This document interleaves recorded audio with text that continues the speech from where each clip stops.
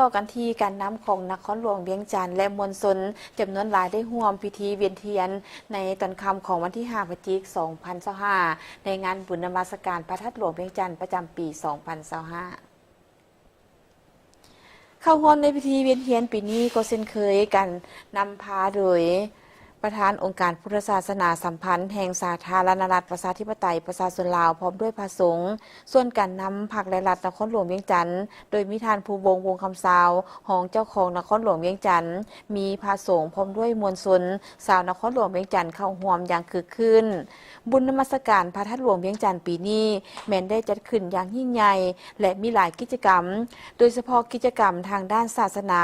ที่ปฏิบัติกันมาอย่างยาวนานอีกกิจกรรมหนึ่งที่ขาดบ่ได้ในมือปิดท้ายของงานวันที่5 พฤศจิกายน 2025กงกับมือขึ้น15 ค่ำเดือน 12 ปีพ.ศ. 2568ก็คือการเวียนเทียนกราบไหว้บูชาองค์พระธาตุพิธีเวียนเทียนในงานบุญนมัสการพระธาตุหลวงเวียงจันทร์แม้นเป็นพิธีทางศาสนาที่เป็นประเพณีอันดีงามของชาติลาวว่าเฉพาะก็คือชาวนครหลวงเวียงจันทร์ที่ได้สืบทอดกันมาแต่ยาวนาน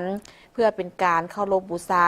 ต่อพระรัตนตรัยก็คือต่อพระพุทธพระธรรมพระสงฆ์พร้อมทั้งเป็นการเคารพบูชาขององค์พระธาตุที่เป็นปูชนียสถานที่สำคัญของประเทศลาวเฮาก็คือชาวนครหลวงเวียงจันทร์เพื่อเป็นสิริมงคลต่อตนเองครอบครัวและประเทศชาติบ้านเมืองการเวียนเทียนแม้นได้เวียนเทียนอบหอบในเดินกรมเรียนพระธาตุหลวงเป็นจำนวน3 หอบ